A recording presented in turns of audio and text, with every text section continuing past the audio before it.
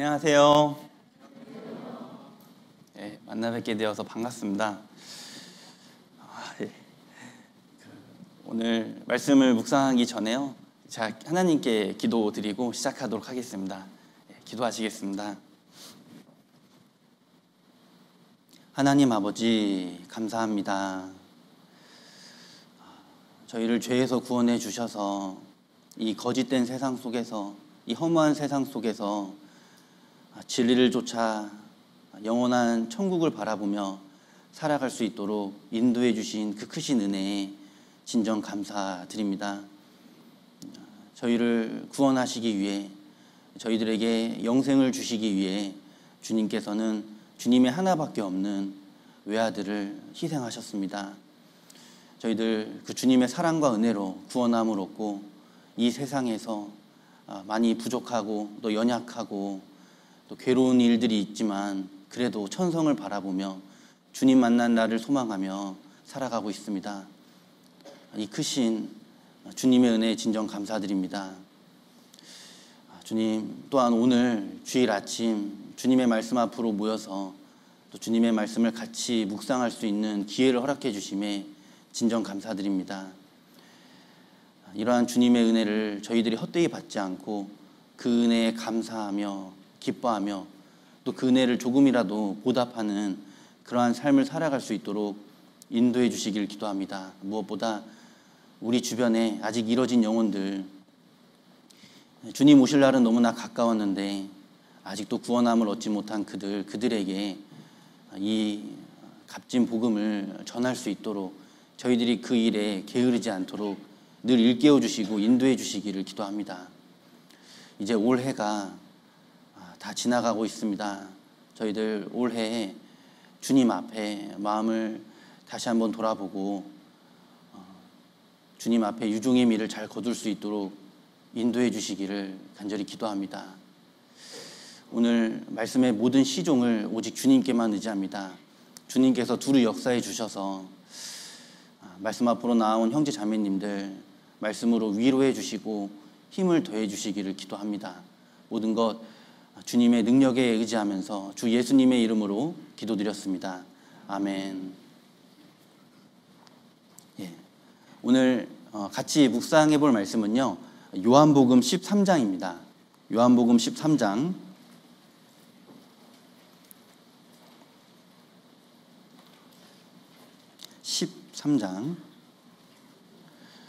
34절 말씀입니다.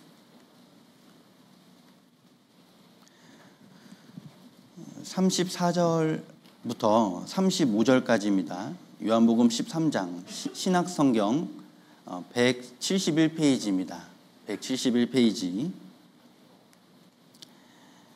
요한복음 13장 34절부터 35절까지를 같이 한번 읽어보겠습니다. 새 계명을 너희에게 주노니 서로 사랑하라. 내가 너희를 사랑한 것 같이 너희도 서로 사랑하라. 너희가 서로 사랑하면 이로써 모든 사람이 너희가 내 제자인 줄 알리라. 주님은 우리들에게 서로 사랑할 것을 말씀을 하셨습니다. 서로 사랑할 것을 말씀을 하셨는데, 내가 너희를 사랑한 것 같이 너희도 서로 사랑하라고 그렇게 말씀을 하셨어요. 주님은 분명히 우리를 사랑하십니다. 내가 너희를 사랑한 것 같이 이렇게 말씀하셨거든요. 주님은 분명 우리를 사랑하신다고 말씀을 하셨어요. 그런데 우리는 일상을 살아가다 보면은 그 주님의 사랑을 잊고 살 때가 너무나 많이 있습니다. 주님의 사랑을 늘 일깨워야, 주님이 나를 어떻게 사랑하셨는지를 알아야, 그것을 일깨워야 그 주님이 나를 사랑하신 것 같이 나도 형제자매님들을 사랑하고 이뤄진 영혼들을 사랑할 수가 있는데, 내가 주님의 사랑을 일깨우지 못하면, 주님이 나를 어떻게 사랑하시는지를 잊어버리면 형제자매님들을 또 이뤄진 영혼들을 사랑할 수가 없게 되는 것입니다. 사랑이 빠진 신앙은 형식만이 남고 힘이 없어지고, 그래서 오늘 주님이 우리를 어떻게 사랑하시는지, 얼마만큼 사랑하시는지를 묵상을 해보려고 합니다. 그 사랑을 가지고 우리가 형제자매님들을 사랑하고 이뤄진 영혼들을 사랑할 수 있기 때문에 그렇습니다. 어쩌면 신앙생활 가운데 이 주님의 사랑은 절대적입니다. 가장 중요한 것이라고 말씀을 드릴 수가 있는 거예요. 감사함이 빠진 신앙생활이 있을 수 있을까? 신앙생활에 감사가 빠져버린 신앙이 그것이 과연 가능한 것인가? 라는 것을 생각을 해볼 때 감사함이 빠진 신앙생활은 있을 수가 없습니다. 사실은.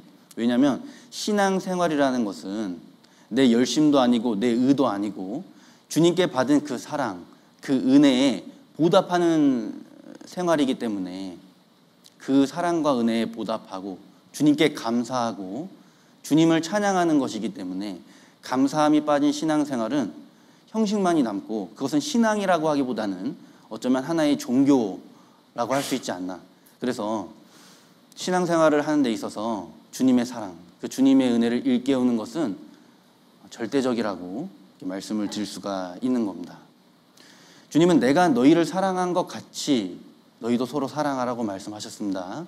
주님은 분명 우리를 사랑하십니다. 그런데 주님이 우리를 사랑하신다라는 그 사랑을 우리가 어떻게 느낄 수가 있는가? 그것을 한번 생각을 해보려고 합니다. 우리는 오늘이라는 시간을 이렇게 보내고 있어요. 그렇죠? 우리는 매일매일의 삶을 누리고 삽니다. 그런데 우리가 기억해야 될 것은 우리가 누리고 있는 이 오늘도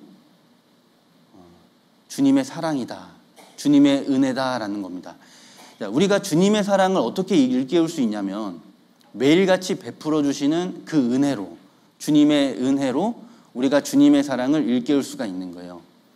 우리는 오늘이라는 시간을 마치 내가 내 의지대로 살아가고 있다라고 생각하지만 오늘이라는 시간도 사실은 주님이 베풀어 주시는 사랑, 그 은혜라고 말씀드릴 수가 있습니다. 오늘 아침에 주일이잖아요. 아침에 일어나서 내가 내 발로 교회에 왔고 내 의지로 교회에 왔다라고 생각이 되실지 모르겠지만 우리가 오늘 주님의 몸된 교회 안에서 이렇게 함께 모여서 교제를 나누고 주님의 말씀을 묵상할 수 있는 것도 사실은 주님이 베풀어 주시는 은혜라는 겁니다. 하나님이 허락하시지 않으면 우리는 오늘 하루의 삶을 영위할 수가 없는 거예요. 사람은 심장이 하루 동안에 10만 번이 뛴다고 합니다. 10만 번입니다. 100번, 1000번도 아니고 10만 번이에요. 하루 동안에 10만 번의 심장의 펌프질이 있기 때문에 우리가 하루 24시간을 사는 겁니다. 그 10만 번 중에 단 한 번만 멈춰도 우리는 모든 것을 다 내려놓고요.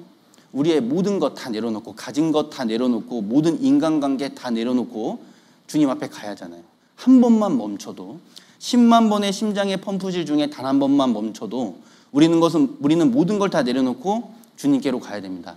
내가 어젯밤에 잠을 자던 중에 혹시 내 심장이 멈췄으면 우리는 오늘을 맞이할 수가 없었잖아요. 그런데 중요한 것은 사람은 10만 번의 심장의 펌프질이 있기 때문에 하루 동안의 삶을 살 수 있는데 그런데 중요한 것은 그 누구도 자기 심장을 자기가 스스로 뛰게 하는 그러한 사람은 없다는 겁니다. 누군가가 내 심장을 뛰게 하기 때문에 우리가 오늘이라는 시간을 살고 있다는 거예요. 누가 내 심장을 뛰게 하시냐? 바로 하나님이시다는 겁니다. 자, 여기를 실로 잠깐 접어두시고 사도행전을 찾아보겠습니다. 사도행전 17장입니다.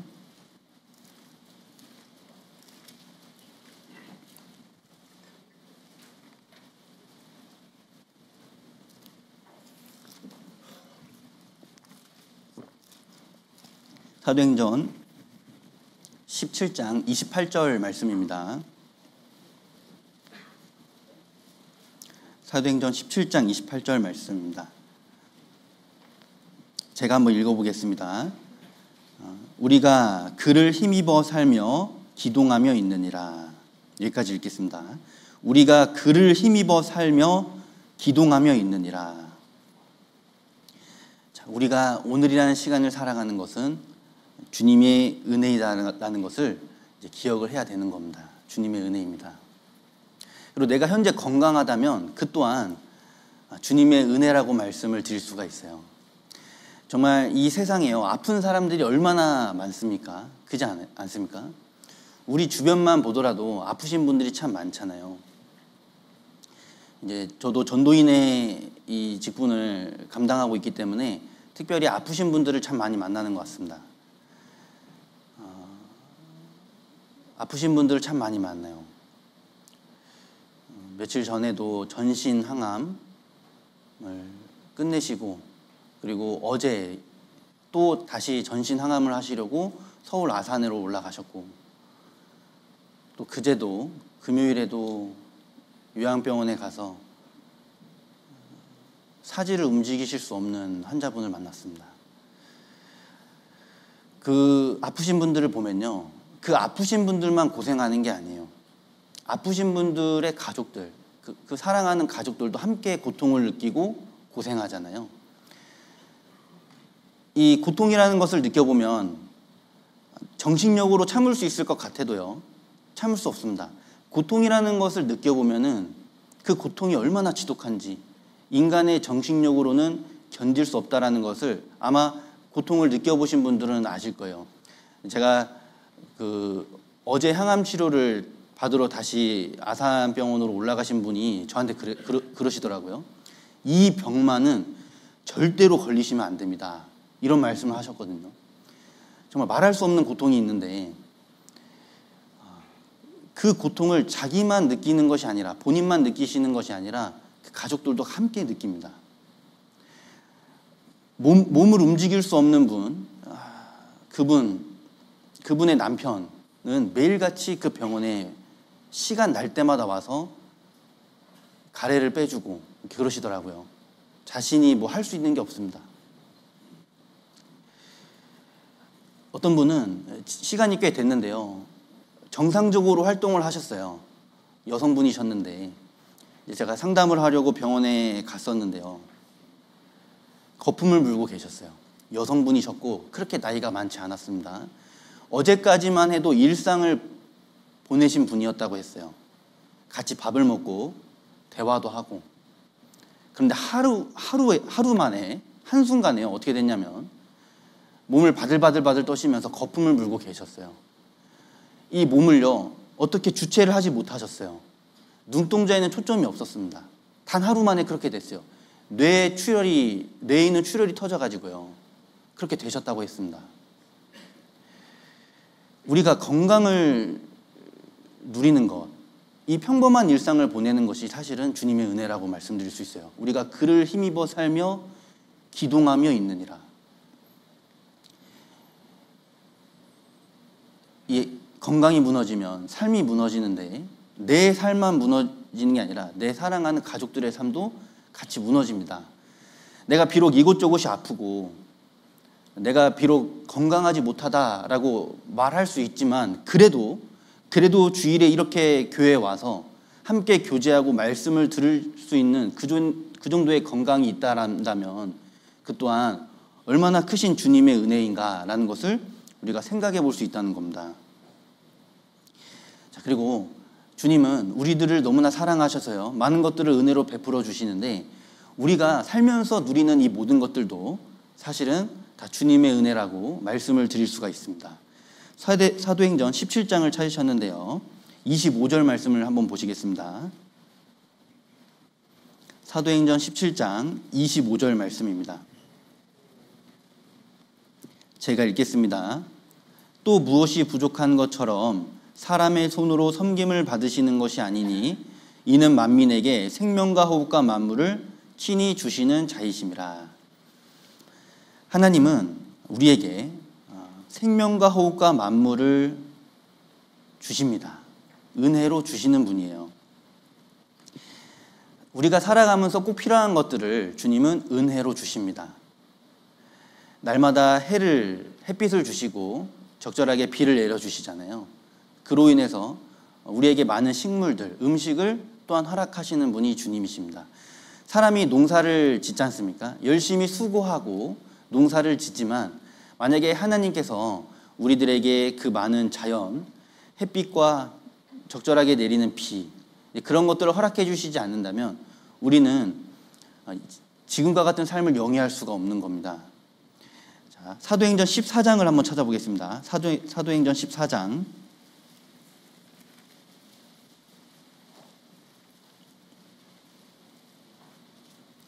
17절 말씀입니다.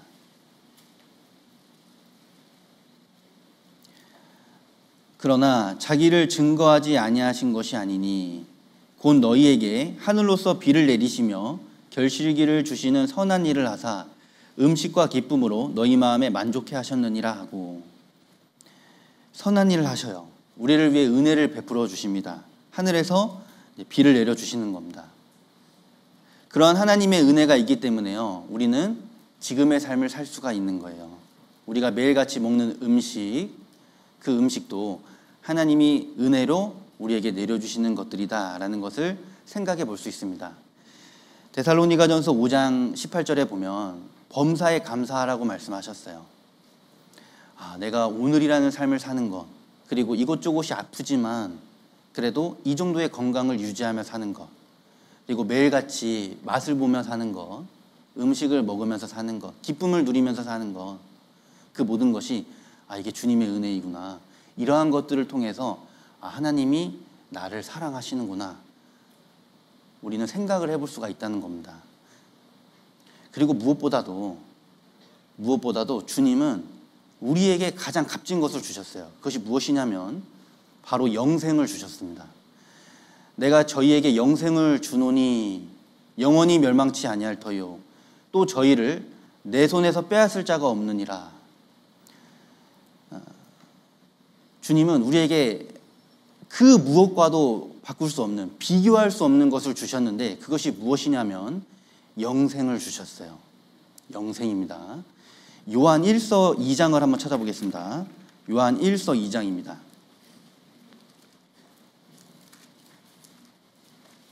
요한 1서 2장 25절 말씀입니다.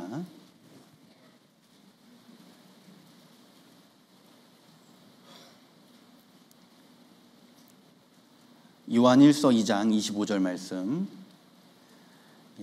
제가 읽어보겠습니다.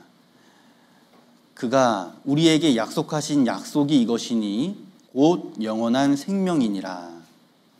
그가 우리에게 약속하신 약속이 이것이니 곧 영원한 생명이니라. 영생, 영원한 생명. 영생은 영원히 죽지 않는 것이에요. 영원히 죽지 않는 것. 우리는 그 영생을 얻었습니다. 그 무엇과도 비교할 수 없는 영생을 우리에게 주신 분, 그분이 바로 하나님이십니다. 왜 우리에게 영생을 주셨냐면 우리를 너무나도 사랑하시기 때문에 그래요.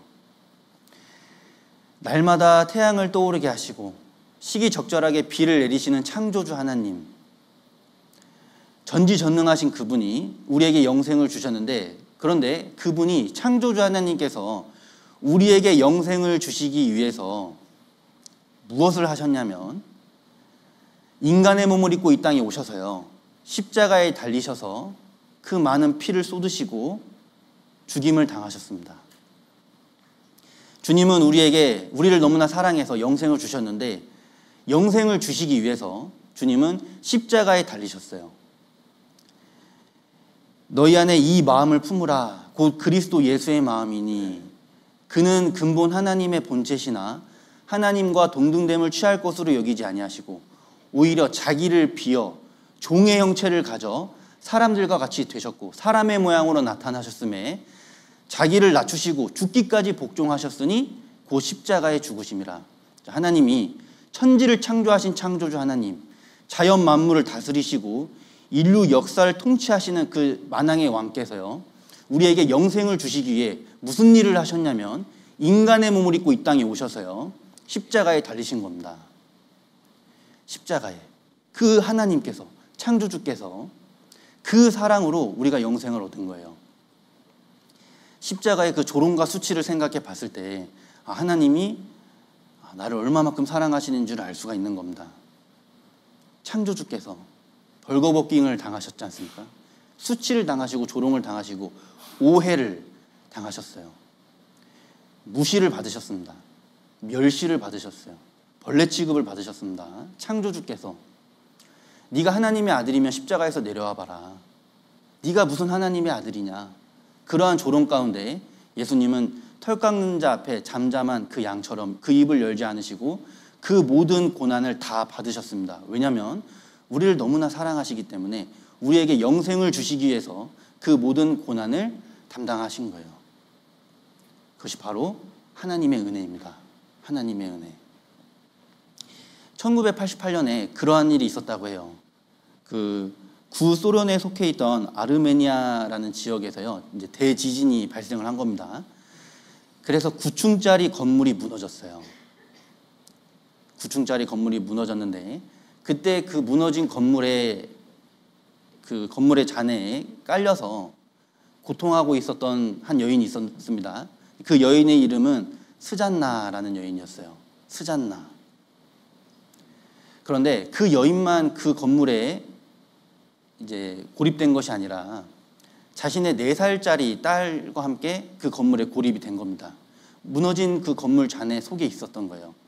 구조대가 현장에 도착했지만 그 스잔나와 그 아이를 건져내기까지는, 구조하기까지는 많은 시간이 걸렸습니다. 그 구조 현장에서요, 그 무너진 건물 잔해들을 하나하나 이렇게 치워가면서 구조를 했는데 드디어 이제 스잔나를 발견을 한 겁니다. 그 스잔나를 발견을 해보니까 이미 스잔나는 목숨을 잃은 상태였어요. 왜냐하면 너무나 오랜 시간이 지나 있었기 때문에 스잔나는 이미 죽어있는 상태였는데 그 스잔나 품에 있었던 4살짜리 딸은 살아있었다고 합니다. 어떻게 이 딸은 살아있었는가를 보니까요, 스잔나가 자신의 손목을 입으로 물어 뜯어가지고 아기에게 먹인 거예요. 자기의 피를. 그래서 그 4살짜리 딸은요, 살았다고 해요. 이게 실제 있었던 일이라고 합니다. 그러니까 엄마는 자기의 딸을요, 자기 목숨을 바쳐서 살린 겁니다. 자기의 피로 자기의 딸을 살린 거예요. 주님도 마찬가지입니다. 주님도 그 하늘 보좌를 버리시고 이 땅에 오셔서요, 자기의 피로 우리를 살리셨어요. 그 엄마가 죽기까지 그 자기의 딸을 사랑한 그 사랑처럼 주님도 우리를 죽기까지 사랑하셨기 때문에 하늘 보좌를 버리고 이 땅에 오셔서 십자가에서 피를 흘려주시고 그 피로 우리를 살리신 겁니다. 우리는 이러한 사랑을 받은 거예요. 우리를 죽기까지 사랑하신 그 사랑과 은혜를 우리가 입은 겁니다. 그리고 무엇보다 중요한 것은 십자가에 못 박히신 그 예수님은 하나님의 하나밖에 없는 외아들, 독생자라는 거예요. 십자가에 못 박히신 예수님은요, 하나님의 하나밖에 없는 아들이셨습니다. 하나님이 세상을 이처럼 사랑하사 독생자를 주셨으니 이는 저를 믿는 자마다 멸망치 않고 영생을 얻게 하려 하심이니라. 무엇보다 중요한 것은 그 십자가에 못 박히신 예수 그리스도는 하나님의 하나밖에 없는 아들이었다라는 겁니다. 하나님께서는 나를 살리기 위해서 자기의 하나밖에 없는 아들을 십자가에 죽기까지 내어주신 거예요. 우리를요, 헤아릴 수 없는 사랑으로 사랑하는 겁니다. 아니, 자기 자식을요, 게다가 하나밖에 없는 자식을 다른 사람을 위해 내어준다는 것은 그건 있을 수 없는 거지 않습니까? 그런데 욥기 25장에 하물며 벌레인 사람 구더기인 인생이랴. 하나님이 보실 때 우리 사람은요, 우리 인생들은요, 구더기 같다고 말씀하셨어요. 자기 자녀를, 하나밖에 없는 자녀를 많은 구더기들을 위해 내어줄 수 있는 그런 사람은 없을 겁니다. 하나님이 우리에게 베풀어 주신 은혜는, 그 사랑은 어떠한 사랑이냐면 마치 사람이 자기 하나밖에 없는 아들을요, 구더기들을 위해서 내어주신 사랑과 같다라는 거예요. 우리가 측량할 수 없는 사랑이다, 우리가 감히 헤아릴 수 없는 사랑이다 라고 말씀드릴 수가 있는 겁니다. 우리가 감당할 수 없는 사랑을 받은 거예요. 사실은 구더기 같은 우리를 위해, 벌레 같은 나를 위해 주님은 자기의 하나밖에 없는 아들을 십자가에 비참하게 죽는 데에 내어주신 겁니다. 찬양 중에 이런 찬양이 있지 않습니까? 웬 말인가 날 위하여 주 돌아가셨나. 이 벌레 같은 날 위해 큰해 받으셨나. 내 지은 죄 다 지시고 못 박히셨으니 웬일인가 웬 은혜인가 그 사랑 크셔라. 우리에게 정말 측량할 수 없는 놀라운 은혜를 베풀어 주신 거예요. 그 십자가에 못 박힌 예수님을 보면서 하나님이 어떠한 심정이었겠습니까? 해조차 빛을 잃었다고 돼 있잖아요. 땅이 진동을 했다. 하나님이 느끼셨을 그 슬픔과 좌절감, 그 괴로움을 생각해 봤을 때 자기 자녀가 십자가에서 고통에 몸부리치는 그 모습을 하나님이 보셨어요. 하나밖에 없는 자녀가 엘리 엘리 라마 사막다니, 나의 하나님 어찌하여 나를 버리시나이까. 하나님은 그 예수님, 고통에 울부짖고 있는 자기 자녀를 외면하셨잖아요. 우리에게 영생을 주시기 위해서 우리를 그토록 사랑하시는 겁니다. 우리는 그러한 사랑을 받은 거예요. 그러한 사랑을. 우리가 이 땅에서요 많이 부족하고 또 가진 것도 많이 없고 또 이것저것 아프고 내가 나를 봤을 때도 참 초라하고 다른 사람이 나를 봤을 때도 참 초라할 수도 있습니다. 하지만 우리는 이 허무한 세상, 이 죄악이 충만한 세상, 잠깐뿐인 세상, 썩어지고 없어지고 불타버릴 이 세상에서요 영원한 천성을 바라보고 살아요. 우리는 그래도 영원한 천성을 바라보고 사는 그리스도인들입니다. 하나님의 자녀예요. 하나님의 상속자입니다. 우리가 그러한 기쁨과 즐거움, 그 영원한 천성을 소망하며 살 수 있었던 것은 하나님이 하나밖에 없는 자기의 독생자를 내어주신 그 은혜가 있었기 때문에 가능했다라는 말씀을 드리는 겁니다. 우리는 그 예수 그리스도, 그 십자가를 바라봤을 때 주님의 은혜와 사랑을 알 수가 있는 거예요. 그리고 주님은 우리를 구원해 줬을 뿐만이 아니라 이 세상 속에서 세상과 구별되어 살아갈 수 있도록 이 거짓된 세상에 빠져 살지 않고 그 세상과 구별되어 살아갈 수 있도록 우리에게 주님의 몸된 교회를 주셨습니다.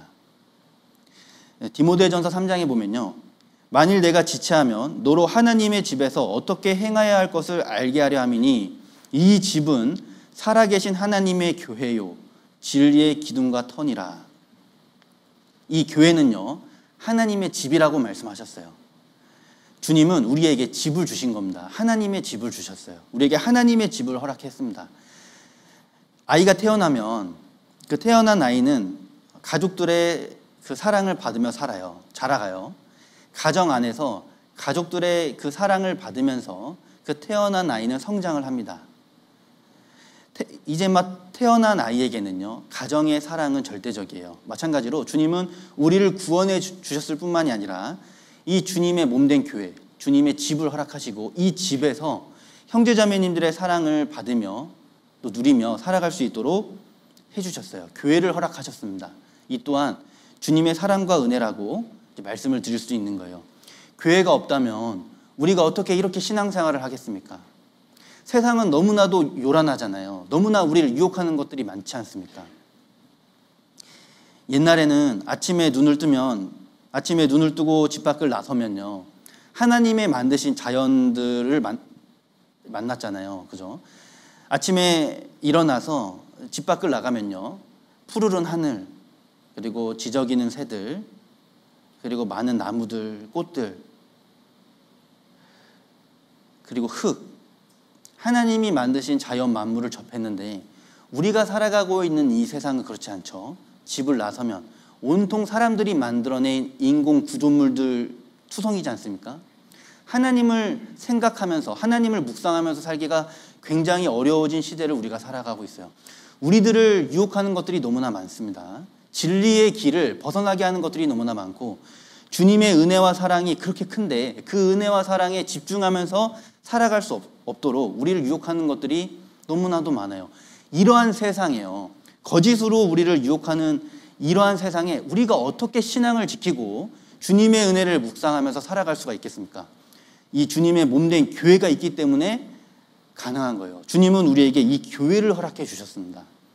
세상에 속지 않도록, 인생을 낭비하지 않도록, 거짓에 인생을 낭비하지 않도록, 썩어지고 불타버릴 것에 인생을 낭비하지 않도록 우리에게 교회를 주셨습니다. 그 교회를 주신 것도 주님의 은혜라고 말씀을 드릴 수가 있는 거예요.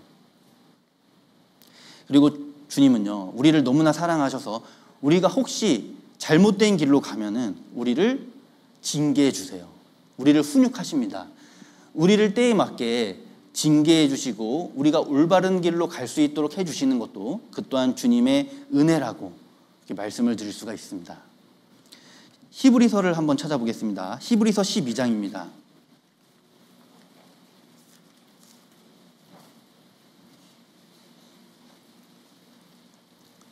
히브리서 12장 6절 말씀입니다.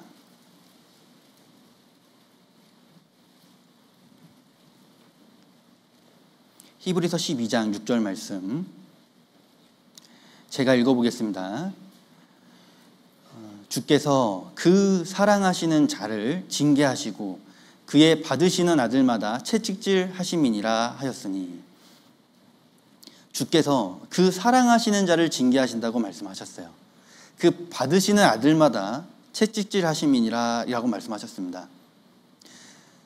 자녀가 잘못된 길로 가면요, 자녀를 훈계하고 또 지도합니다. 자녀에게요, 잔소리도 아끼지 않아요. 왜냐하면 자녀를 사랑하기 때문에 그렇지 않습니까? 자녀를 누구보다 사랑하기 때문에 자녀가 올바른 길로 가길 원하는 마음이 있기 때문에 자녀를 징계하는 거지 않습니까? 만약에 자기 자녀가 아니라면 그렇게까지 징계할 이유가 없어요. 훈계할 이유가 없습니다. 감정을 상해가면서까지, 서로 얼굴을 붉히면서까지 이 징계할 이유가 없잖아요. 왜 징계하냐면 자기 자녀이기 때문에. 자녀가 나를 미워할지라도, 부모인 나를 미워하고 나에게 분노할지라도요, 내가 미움을 받더라도, 내 감정이 상할지라도 왜 징계하냐면 자녀가 잘 되기를 바라기 때문에. 그저 자녀만 잘 되면 그것만큼 바랄 것이 없기 때문에 자녀를 위해서, 자녀를 사랑하는 마음에서 징계하지 않습니까? 마찬가지로 주님이 우리를 왜 징계하시냐면 우리가 잘 되기를 바라기 때문에 그 사랑하시는 자를 징계하시는 겁니다. 그러니까 내가 죄를 범할 때, 내가 교회와 마음이 멀어질 때, 내가 세상과 마음이 가까워질 때, 그때 나에게 임하는 그 징계는요, 사실 주님의 사랑입니다. 나를 올바른 길로, 진리의 길로 인도하시는 주님의 사랑이에요. 거짓에 인생을 낭비하지 않도록, 인생을 썩어지고 없어질 것에 쏟지 않도록 나를 올바른 길로 가게 하시는, 내 주변에 많은 이뤄진 영혼들, 그들을 건져야 되거든요. 내 사랑하는 가족들, 친척들, 이웃들, 친구들, 그들을 건지는 일에도 시간이 모자란데 내가 세상에 마음이 빼앗겨 있어가지고 그 이뤄진 영혼들에게 마음을 향하지 않고 있으면요, 주님 징계하시는 겁니다. 그 징계도 우리를 향한 사랑이다 라고 말씀을 하시는 거예요. 11절을 보시면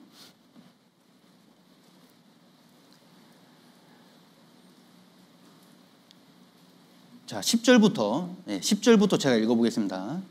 저희는 잠시 자기의 뜻대로 우리를 징계하였거니와 오직 하나님은 우리의 유익을 위하여 그의 거룩하심에 참여케 하시느니라. 무릇 징계가 당시에는 즐거워 보이지 않고 슬퍼 보이나 후에 그로 말미암아 연단한 자에게는 의의 평강한 열매를 맺나니. 자, 징계가 당시에는 우리를 괴롭게 하고 슬프게 하고 우리를 힘들게 하지만 결국에는요, 의의 평강한 열매를 맺게 합니다. 올바른 길로 인도해 줘요. 그래서 그 징계도 주님의 사랑이구나. 그리고 우리가 징계를 받을 때 주님은 우리와 함께 하세요.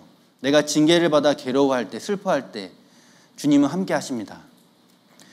뿐만 아니라 우리가 어떠한 고난 중에 있을 때, 우리가 어려운 일을 당하고 있을 때, 고난 중에 낙심하고 있을 때, 그때에도 주님은 우리와 함께 하십니다. 이사야서 63장에 이런 말씀이 있어요. 그들의 모든 환난에 동참하사, 그들의 모든 환난에 동참하사.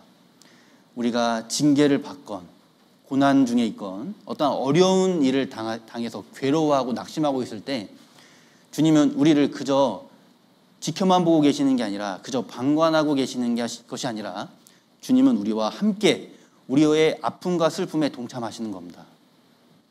그 또한 주님의 은혜예요. 우리와 늘 함께 하십니다.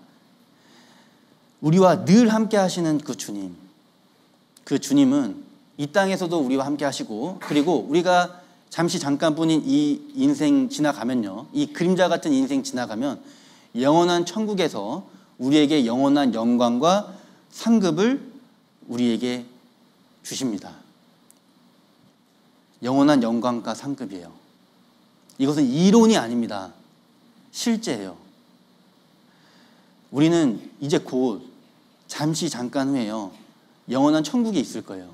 그곳에서 영원한 영광을 누리고 영원한 상급 속에서 기뻐하고 있을 겁니다. 고린도전서 2장을 한번 찾아보겠습니다.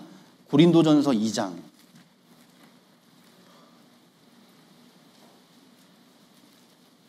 고린도전서 2장 9절 말씀입니다.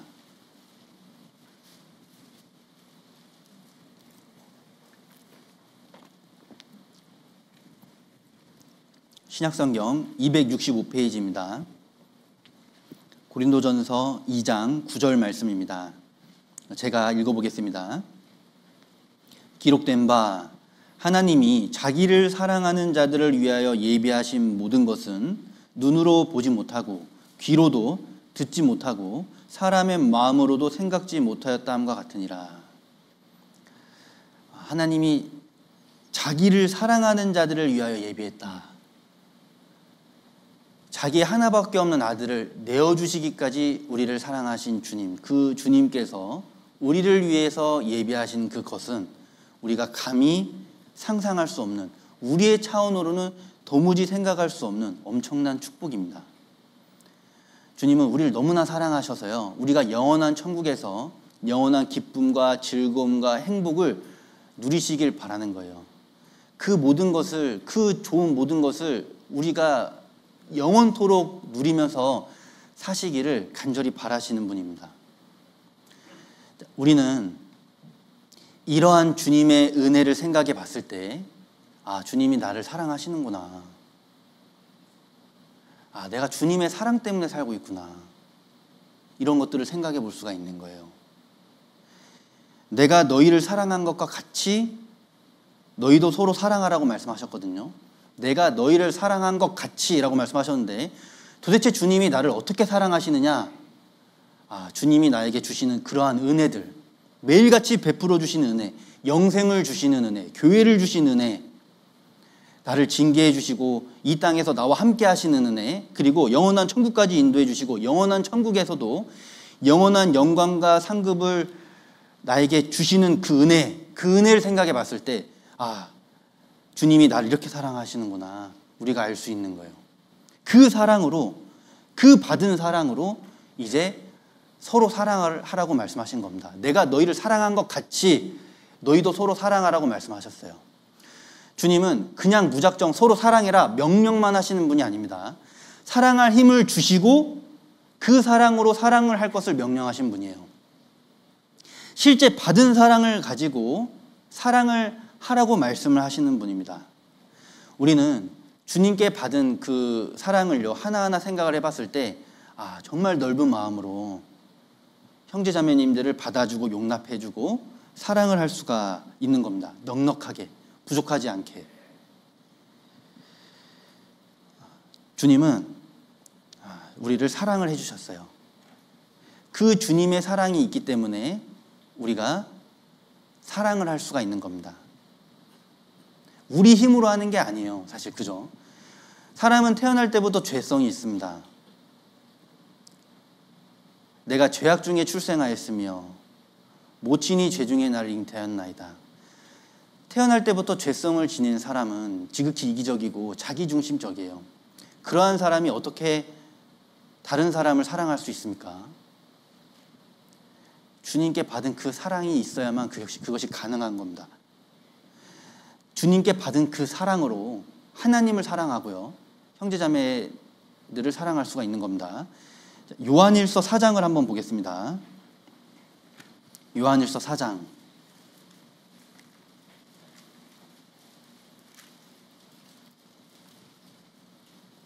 19절 말씀입니다.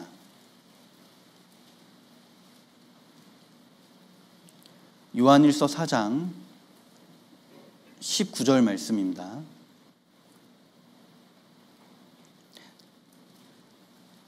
한번 같이 읽어보겠습니다. 우리가 사랑함은 그가 먼저 우리를 사랑하셨습니다. 우리가 사랑함은 그가 먼저 우리를 사랑하셨습니다. 우리가 하나님을 어떻게 사랑할 수 있는가? 마음을 다하고 목숨을 다하고 뜻을 다하고 힘을 다해서요. 어떻게 하나님을 사랑하고요, 우리 주변에 있는 형제 자매님들, 내 옆에 있는 형제 자매님들, 그리고 우리 주변에 있는 이뤄진 영혼들을 어떻게 사랑할 수 있냐면, 우리가 사랑함은 그가 먼저 우리를 사랑하셨습니다. 그 주님의 사랑이 있기 때문에 그래요. 그리고 주님께 받은 사랑으로 주님을 사랑하고, 주님께 그 받은 사랑으로 형제 자매를, 내 옆에 있는 형제 자매를 사랑하는 겁니다. 11절을 보시면 11절에 사랑하는 자들아, 하나님이 이같이 우리를 사랑하셨은즉 우리도 서로 사랑하는 것이 마땅하도다. 사랑하는 자들아, 하나님이 이같이 우리를 사랑하셨은즉 우리도 서로 사랑하는 것이 마땅하도다. 그것이 마땅하다. 사랑을 받았다면, 그러한 은혜를 받았다면 우리도 서로 사랑하는 것이 마땅하도다. 그것이 합당하다는 겁니다. 사랑을 받았다면. 이 요한 1서를 기록한 사람이요, 사도 요한입니다. 사도 요한은 요한복음, 요한 1, 2, 3서, 그리고 요한계시록을 기록을 했어요. 그런데 사도 요한이 기록한 성경을 보면요, 특별히 사랑에 관한 말씀이 많이 있습니다. 사도 요한은 사랑의 사도다라는 그런 평가를 받거든요. 사랑의 사도다. 어떻게 요한이 사랑의 사도가 될 수 있었는가? 그 요한이 노년에 그 들것에 실려 다니면서도, 이 노년의 요한이요, 이 몸에 힘이 없으니까요, 나이가 나이가 들어서 노년에 이르러서요, 들것에 실려 다니면서도 요한은 입버릇처럼 서로 사랑해라, 서로 사랑하라, 서로 사랑하라 라는 말을 계속 되풀이했다라고 그렇게 전승에 전해집니다. 요한은 정말 사랑의 사도였어요. 어떻게 요한이 사랑의 사도가 될 수 있었는지를 묵상을 해보면, 요한은 주님께 사랑을 많이 받았습니다. 주님께 사랑을 많이 받았기 때문에 요한이 사랑의 사도가 될 수 있었던 거예요. 그런데 그러면 주님이 특별히 요한만 많이 사랑하셨는가? 그렇게 생각이 되진 않아요. 주님은 모든 제자를 동일하게 사랑해 주셨습니다. 그런데 어떻게 요한이 사랑의 사도가 될 수 있었냐면, 요한은 그 누구보다 주님을 가까이에서 섬기고 주님을 가장 가까이에서 따랐어요. 주님을 가장 가까이에서 따르고 주님을 가장 가까이에서 섬겼기 때문에 주님의 사랑을 그렇게 많이 깨달을 수가 있었던 겁니다. 모든 성경은 하나님의 감동으로 된 것으로 라고 말씀하셨는데, 특별히 요한이 기록한 성경에는 하나님의 사랑이 많이 기록된 것으로 보아서 요한은 특별히 하나님의 사랑을 많이 깨달은 것으로, 성령님이 특별히 요한에게 그 사랑을 많이 깨달을 수 있도록 인도하신 것이 분명합니다. 그렇게 요한이 많은 사랑을 깨달을 수 있었던 것은 가까이에서, 누구보다 가까이에서 예수님을 쫓았기 때문에 그것이 가능했다라고 생각을 해볼 수가 있어요. 사실 사도 요한은 처음부터 사랑의 사도가 아니었습니다. 오히려 그 반대였어요. 굉장히 성격이 거칠고 급작스러웠습니다. 어부였던 그는요, 성격이 굉장히 강했어요. 그런데 그런 요한이 사랑의 사도가 되었다라는 것은 주님의 사랑을 받고 그 사랑을 깨달으면 누구든지 사랑의 사도로 변화될 수 있다라는 것을 우리가 묵상을 해볼 수가 있는 겁니다. 그 주님의 진실된 사랑을 깨달으면요, 누구나 변화될 수가 있는 거예요. 사도 요한이 그러했던 것처럼. 자, 마가복음 3장을 한번 찾아보겠습니다. 마가복음 3장입니다. 마가복음 3장 17절 말씀입니다.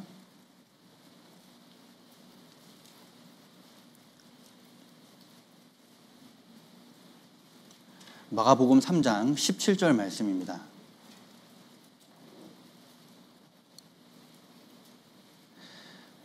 신약성경 57페이지입니다. 제가 읽어보겠습니다. 또 세베대의 아들 야고보와 야고보의 형제 요한이니 이 둘에게는 보아너게 곧 우레의 아들이란 이름을 더하셨으며.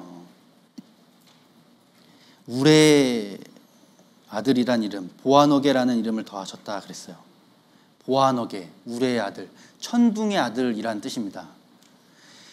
그러니까 이 요한이 얼마나 그 천둥 같은 사람인지, 급작스럽고 파괴적인 성격을 지녔는지를 알 수 있는 그런 별명이에요.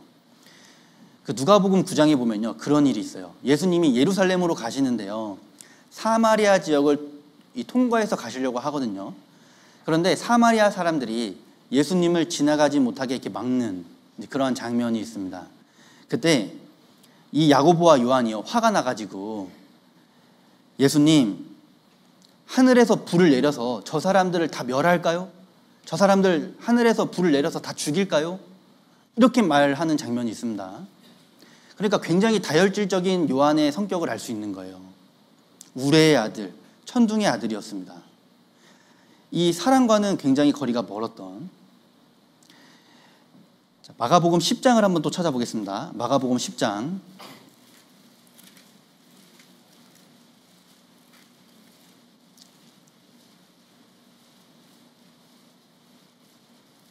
35절 말씀입니다.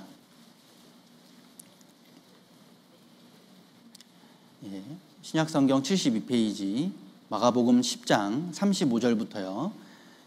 제가 읽어보겠습니다. 세베대의 아들 야고보와 요한이 주께 나와 여짜오되 선생님이여 무엇이든지 우리의 구하는 바를 우리에게 하여 주시기를 원하옵나이다. 이르시되 너희에게 무엇을 하여 주기를 원하느냐 여짜오되 주의 영광 중에서 우리를 하나는 주의 우편에 하나는 좌편에 앉게 하여 주옵소서. 자, 야고보와 요한이요, 이제 예수님에게 한 자리 달라고 하는 그런 장면이에요. 주의 영광 중에 우리를 하나는 주의 우편에 하나는 좌편에 앉게 하여 주옵소서. 이러한 요구를 예수님에게 하고 있는 겁니다. 이 요한은 이 세상에서의 어떠한 욕심, 이 세상에서의 어떠한 그런 갈망이 있었던 사람이에요. 그런데 중요한 것은 예수님에게 이러한 요구를 하기 전에요, 요한이 예수님에게 이러한 요구를 하기 전에 예수님이 무슨 말씀을 하셨냐면 33절을 보시면요, 보라 우리가 예루살렘에 올라가노니 인자가 대제사장들과 서기관들에게 넘기움에 저희가 죽이기로 결단하고 이방인들에게 넘겨주겠고 그들은 능욕하며 침뱉으며 채찍질하고 죽일 것이니 저는 3일 만에 살아나리라 하시니라. 세베대의 아들 야고보와 요한이 주께 나와 여짜오되. 자, 그러니까 이게 어떤 장면이냐면 야고보와 요한이 예수님에게 주님의 우편 자리와 좌편 자리를 달라고 했어요. 그런데 이 요한이 요구하기 전에 예수님이 무슨 말씀을 하셨냐면 내가 이제 죽게 될 것이다. 내가 능욕을 받을 것이다. 침뱉음 당할 것이다. 채찍질을 당할 것이다. 죽임을 당할 것이다. 그러한 말씀을 하고 계시는데 거기다가 대고 예수님 저희들에게 한 자리 주십시오. 지금 이러한 상황인 거예요. 예수님을 사랑하는 그 사랑이 느껴지십니까? 전혀 느낄 수가 없어요. 자기중심적이고 이기적인 그러한 탐욕스러운 요한의 모습만이 우리가 볼 수가 있는 겁니다. 사랑과는 거리가 멀었던 사람이었어요.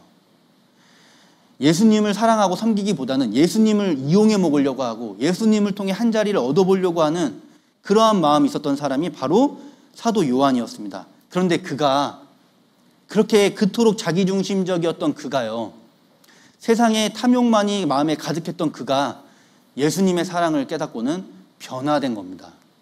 사랑의 사도로, 진정 주님을 위하는 사람으로. 어떻게 그럴 수 있었냐면 주님의 사랑을 진실되이 깨달은 거예요. 요한은 특별하게 자기 자신을요, 성경에 예수의 사랑하시는 제자라는 그러한 독특한 표현을 썼어요. 예수의 사랑하시는 제자. 그 사랑, 예수의 사랑을 깨닫고 주님을 사랑하고 형제자매님들을 사랑했던 사람, 요한입니다. 자, 요한 1서 4장을 한번 보겠습니다. 요한 1서 4장. 요한 1서 4장 11절 말씀입니다. 신약성경 392페이지입니다.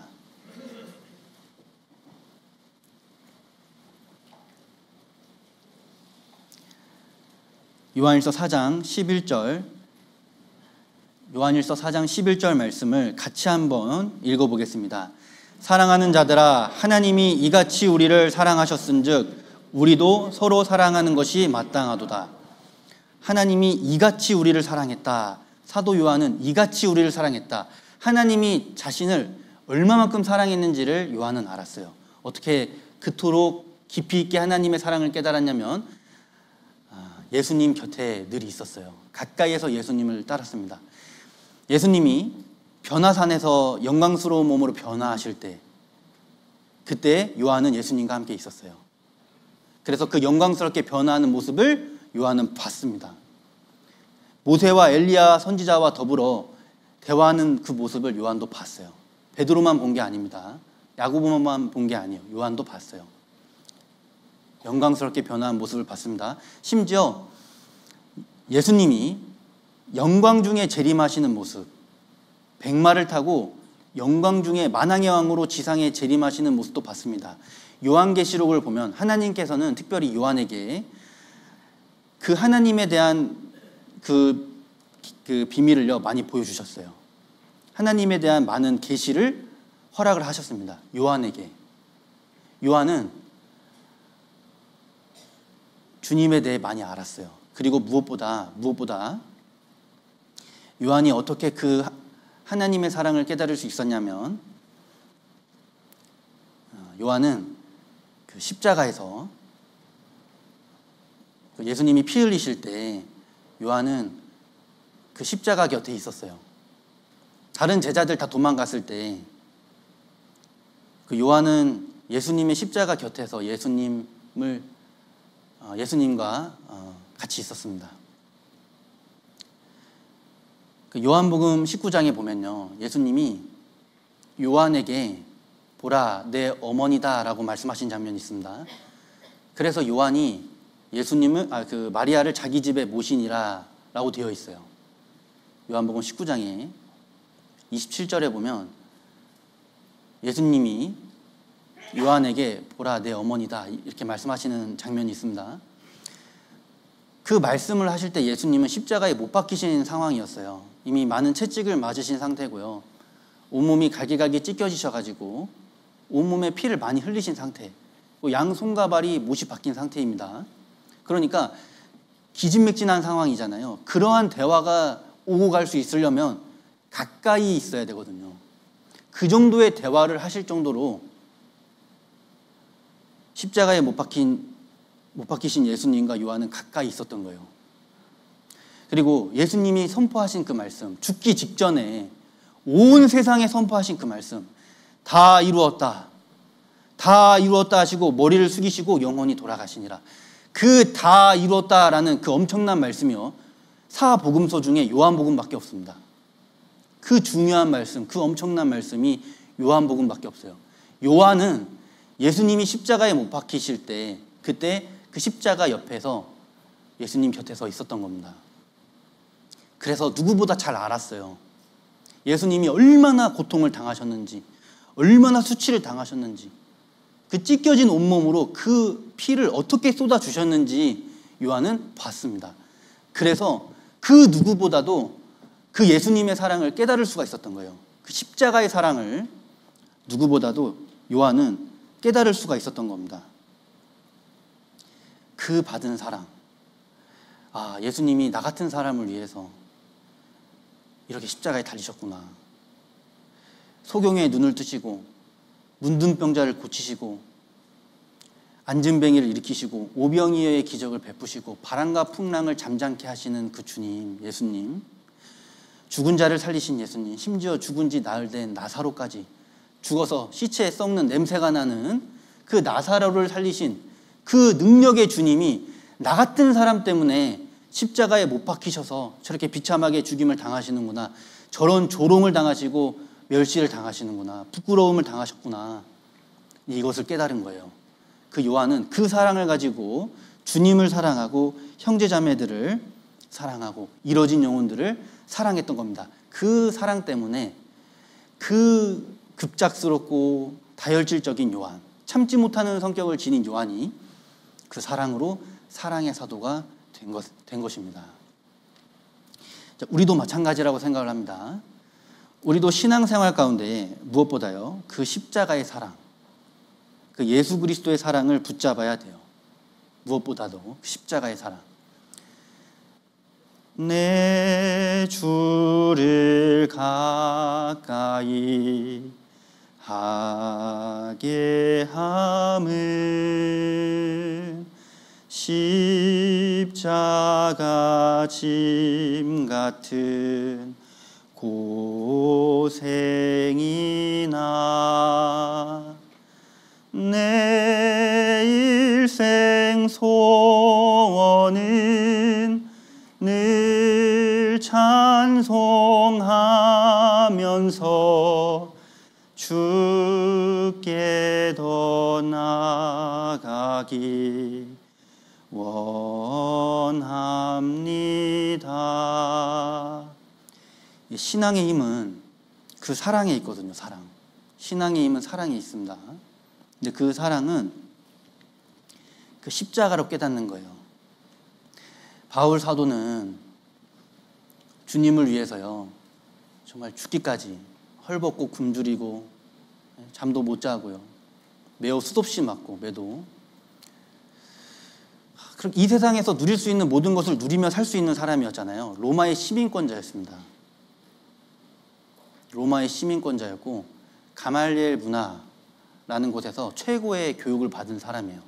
그러니까 자신이 원하는 모든 것을 다 누리면서 살 수 있었던, 부와 명예를 다 누리며 살 수 있었던 그 바울 사도. 근데 그 바울 사도는 주님을 위해, 복음을 위해 죽기까지 살다가 결국 목이 잘려 죽었습니다. 어떻게 그렇게 살았나.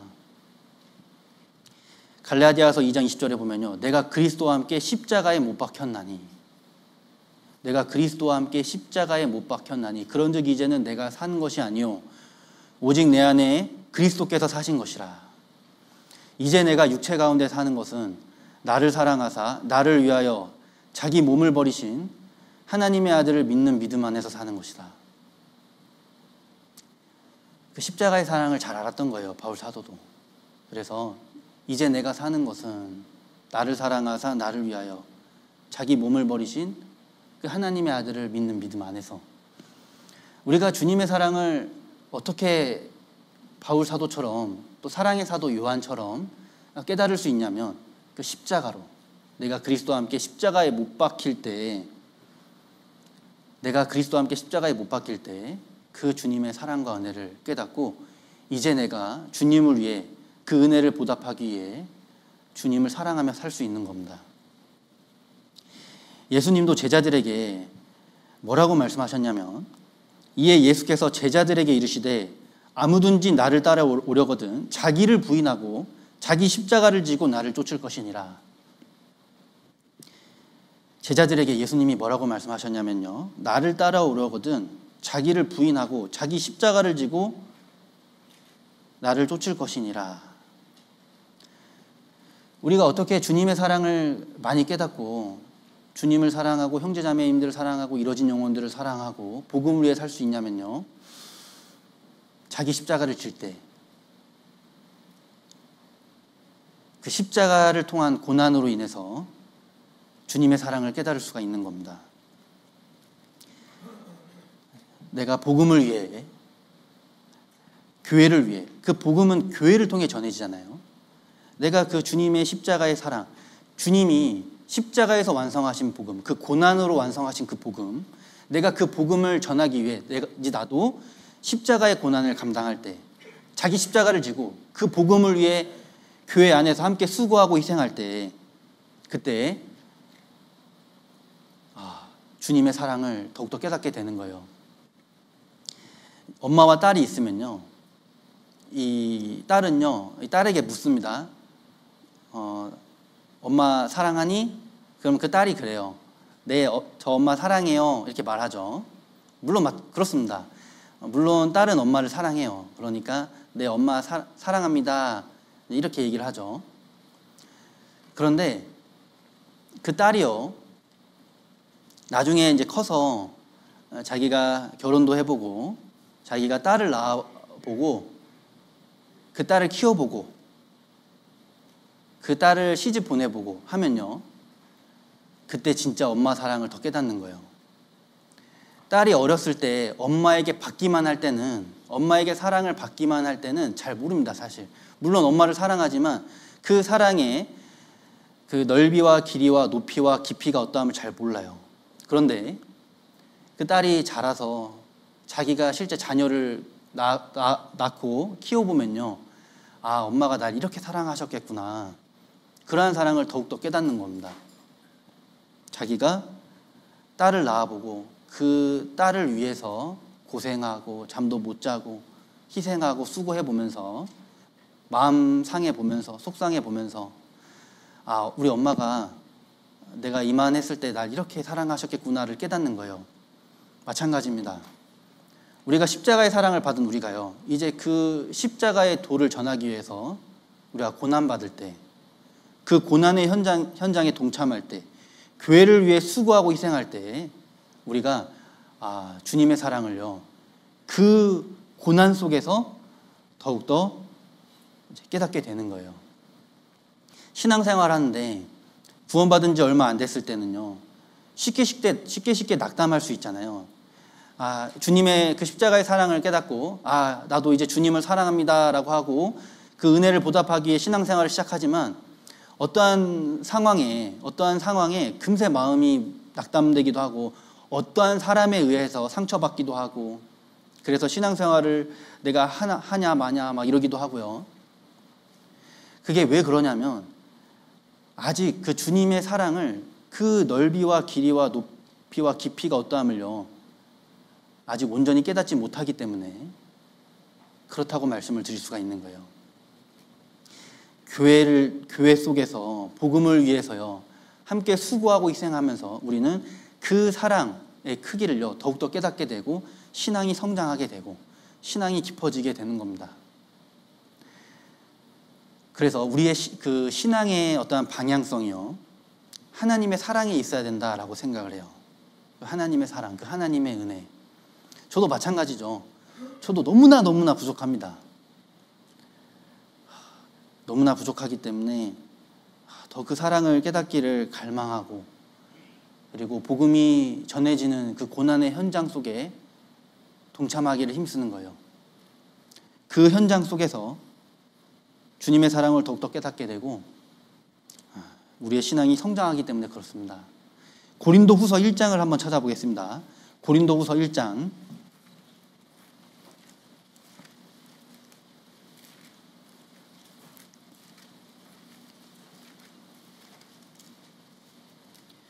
고린도후서 1장 5절 말씀입니다. 신약성경 286페이지입니다.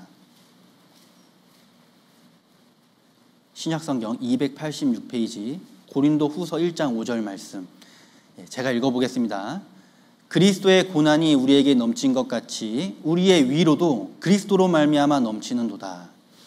그리스도의 고난이 우리에게 넘친 것 같이 우리의 위로도 그리스도로 말미암아 넘치는도다.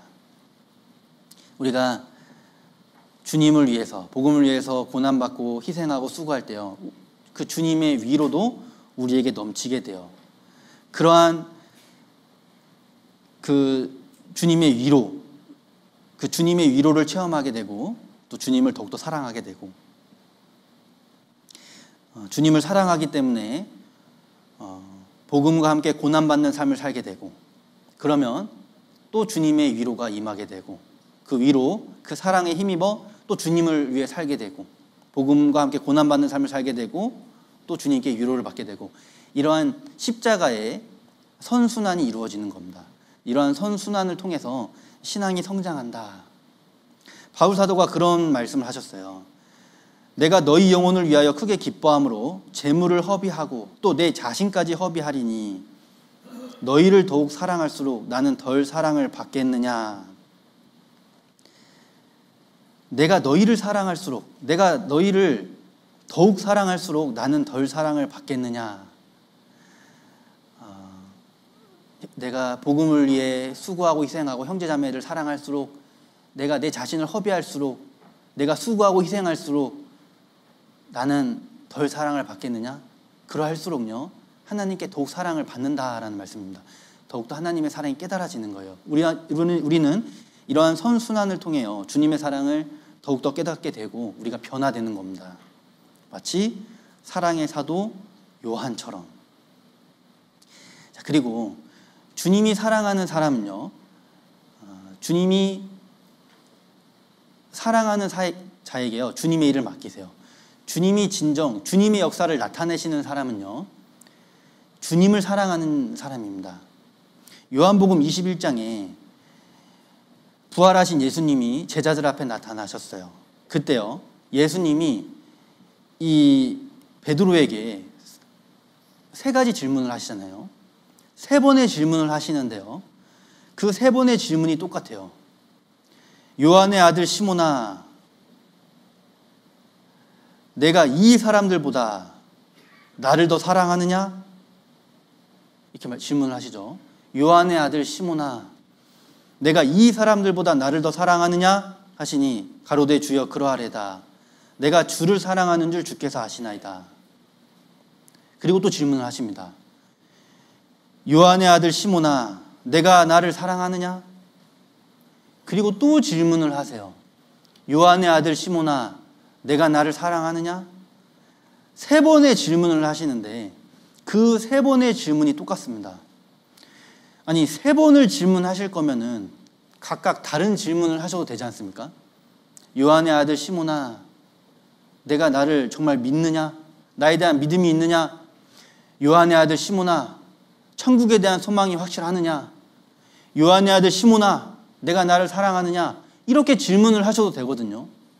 그런데 주님은요, 이 베드로에게요, 똑같은 질문을 3번이나 하세요.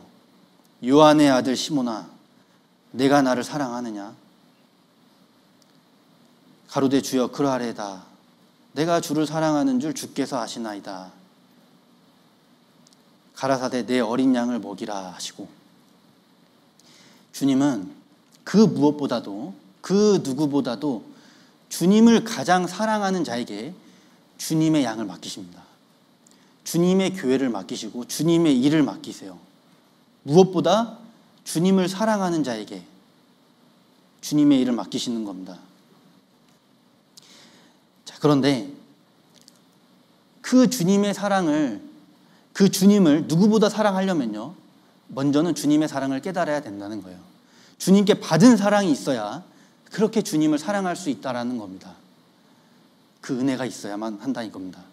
그런데 그 주님의 사랑과 은혜는 고난 속에서 깨달아진다라는 거예요. 십자가를 통해서 깨달아지는 겁니다. 그래서 주님은 고난을 통과한 사람들을 쓰세요. 그래서 나에게 고난을 허락하시는 겁니다. 그 고난 속에서 주님의 사랑을 더욱더 깨달을 수 있기 때문에 그래요. 이 성경에 나오는 하나님의 사람들도 보면은 다 하나같이 고난의 사람들이었습니다.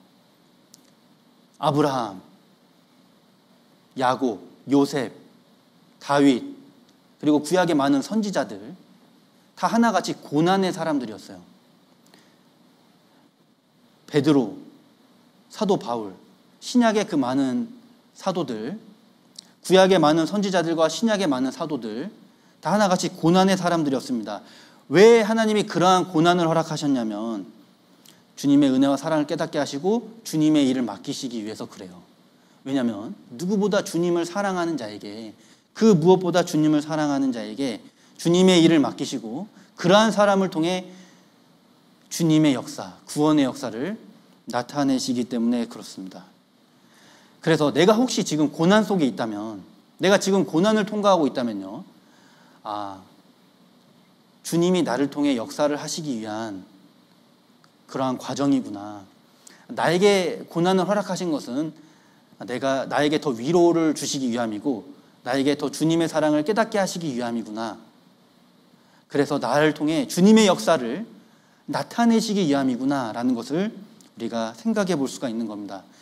우리는 고난 가운데 있을 때 베드로와 같은 대답을 해드려야 될 거예요. 주님은 고난 속에 있는 나에게 물으실 겁니다. 내가 이 사람들보다 나를 더 사랑하느냐? 고난 속에 있는 우리들에게 주님은 물으실 거예요.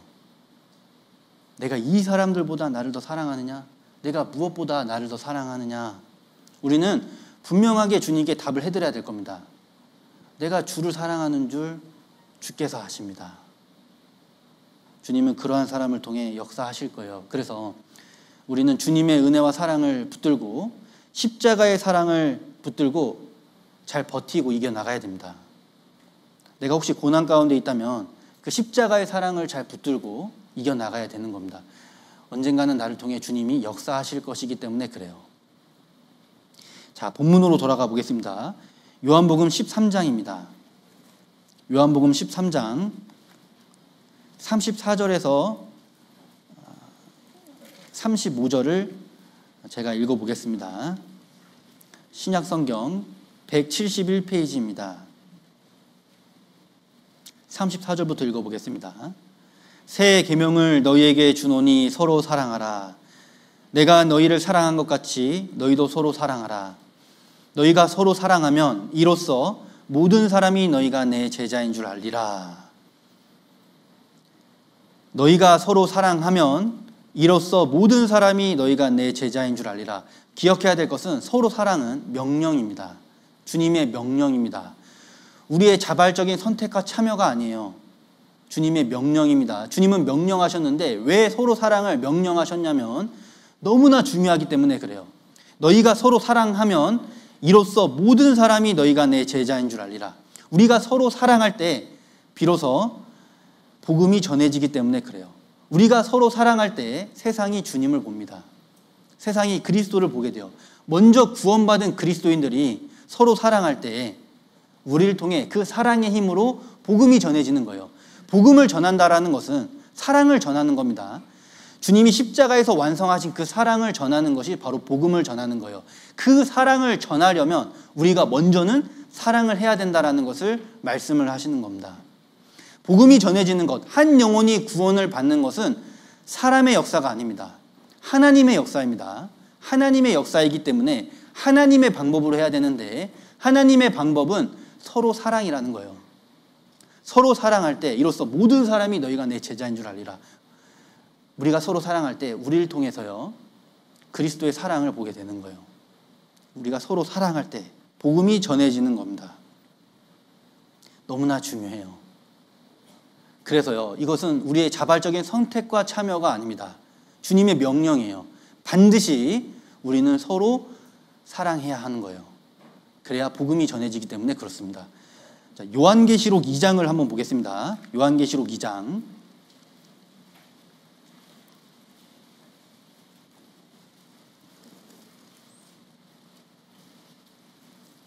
요한계시록 2장 1절부터 5절 말씀입니다.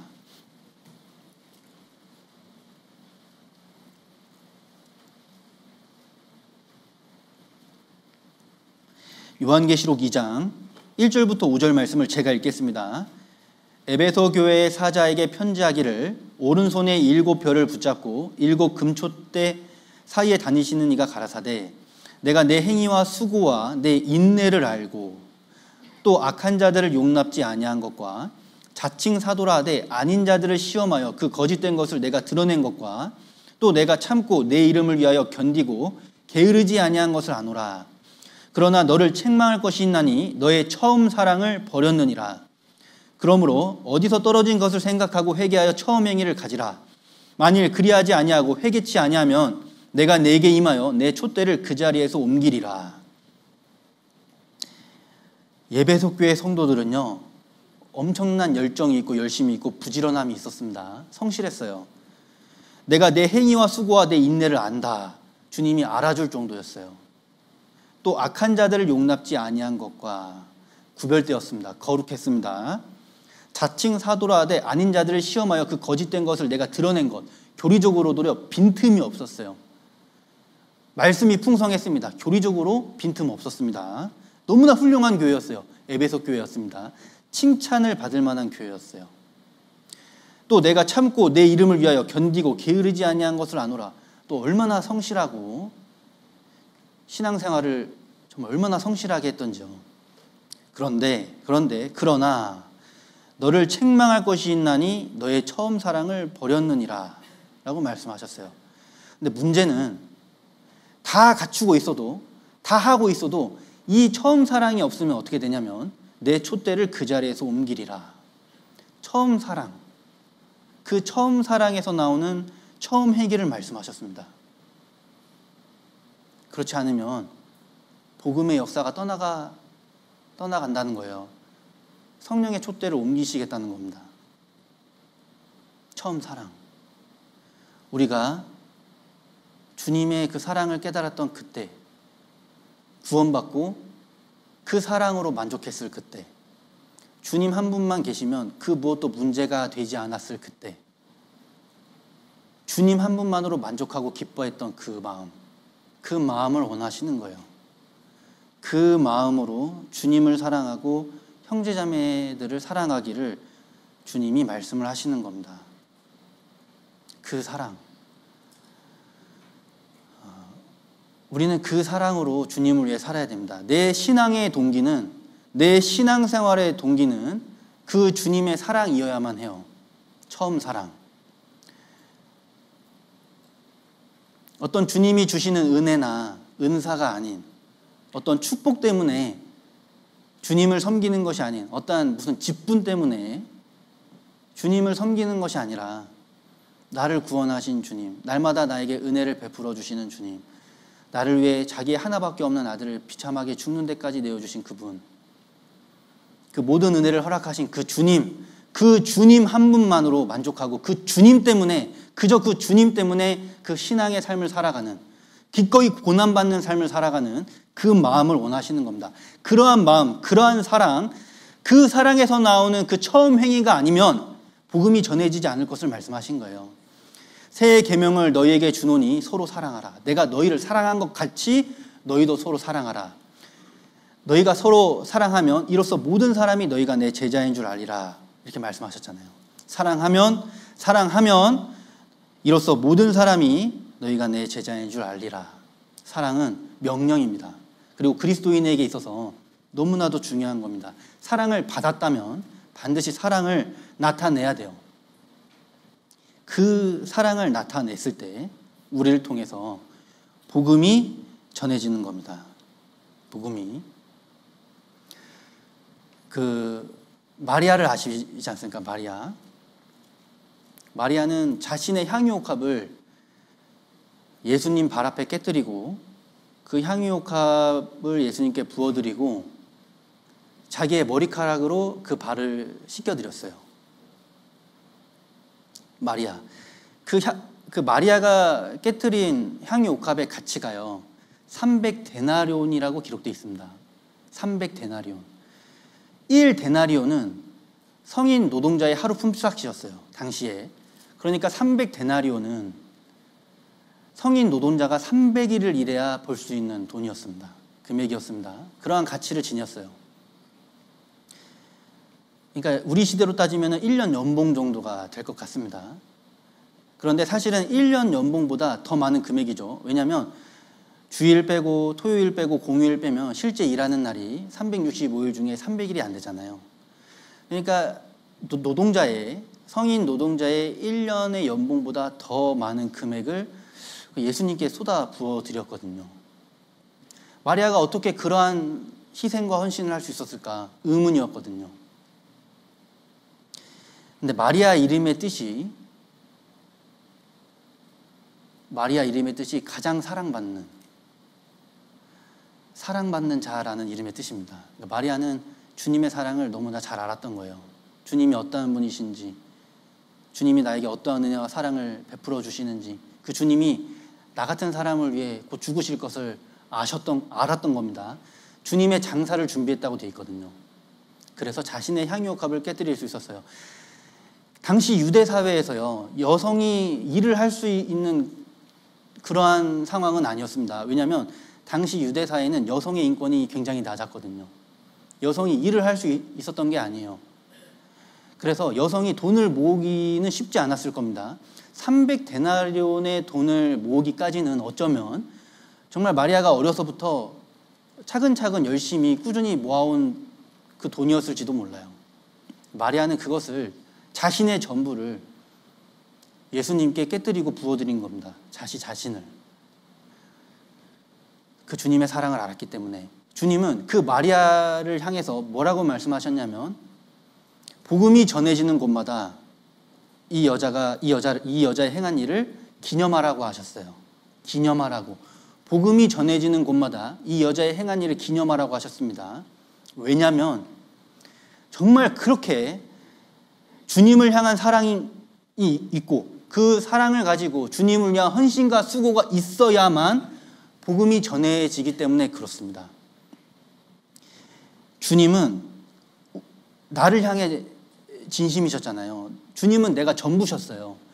내가 전부이셨으니까 나를 향한 마음이 진실되셨고, 나에 대한 마음이 진실되셨고, 내가 전부였기 때문에 자기 하나밖에 없는 아들까지도 바치신 겁니다. 그 사랑을 받은 우리가 이제 주님을 향해 진실된 마음을 품는 것, 주님을 마음에 내 모든 것을 쏟는 것은 당연하죠. 합당합니다. 그러한 사랑으로 주님을 사랑하고 형제자매를 사랑했을 때, 내 자신을 깨뜨려서 주님께 부어드릴 때 복음이 전해질 것을 말씀하신 거예요.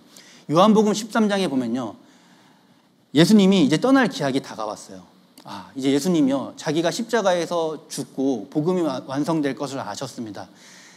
자기의 떠날 기약이 가까운 줄 아시고, 주님이 그것을 아시고 하신 행동이 있습니다. 무엇을 하셨냐면 제자들의 발을 씻기셨어요. 그것이 요한복음 13장의 내용입니다. 자기가 이제 십자가에 죽을 날이 가까운 것을 아시고 제자들의 발을 씻기셨습니다. 왜냐하면 예수님이 십자가에서 복음을 완성하시면요, 그 완성된 복음을 전해야 될 사람들이 제자들이었거든요. 이제 제자들에게 그 복음을 맡기셔야 됐습니다. 그래서 제자들의 발을 씻기신 거예요. 본을 보이셨다고 말씀하셨습니다. 복음이 전해지기 위해서는 사랑으로 섬기는 것이 필요하기 때문에 그래요. 서로 사랑이 필요하기 때문에 그렇습니다. 예수님은 무릎을 꿇고 허리에 수건을 두르시고 제자들의 발을 씻기셨어요. 당시에 발을 씻기는 것은요, 종이 하는 일이었습니다.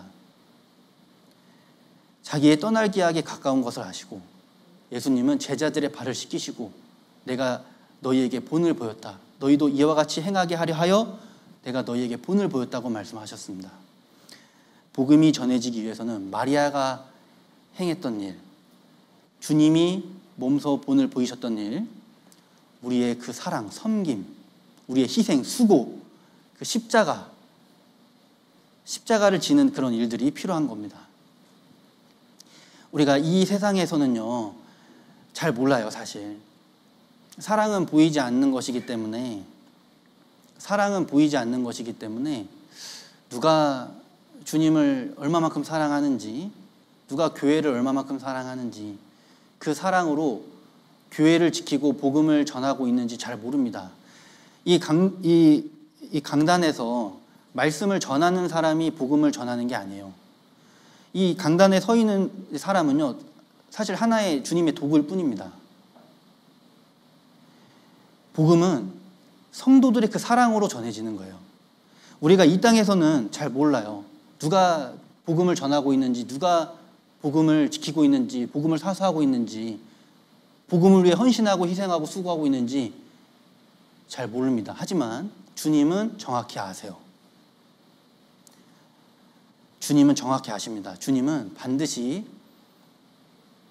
다시 오시는 그날 그 사람을 드러내실 거예요. 그 사람을 드러내서 정말 존귀케 하시고 정말 영광스럽게 하시고 주님이 예비하신 각 사람에게 그의 일한 대로 갚아주리라, 그 상급을 주실 겁니다. 그런데 이제 그 날이 멀지 않았어요. 주님이 오실 날이 너무나 가까웠습니다. 그래서 우리는 주님 만날 날, 영광 중에 주님을 만난 날을 기대하고 기약하면서요, 이 세상에서 기회가 주어질 이때에 서로 사랑하고 더욱더 주님의 십자가로 고난받는 삶을 살고 부끄럽지 않은 모습으로 복음을 위해 살다가 영광 중에 주님을 맞이하셨으면 좋겠습니다. 예, 분명 잘 하실 것이라 믿습니다. 함께 기도하고 마치도록 하겠습니다. 하나님 아버지, 감사합니다. 오늘 주님께 받은 은혜를 묵상을 해봤습니다. 주님이 저희들을 위해 베풀어 주신 그 사랑과 은혜, 그것을 헛되이 받지 않고 그 사랑에 감사하며 그 사랑을 전하며 또 서로 사랑하는 그러한 삶을 살아갈 수 있도록 주님 도와주옵소서.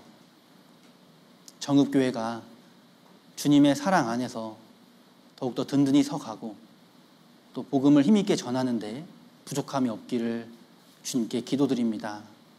이후의 모든 교제 일정 가운데 주님 함께해 주시길 기도드리며 주 예수님의 이름으로 기도드렸습니다. 아멘.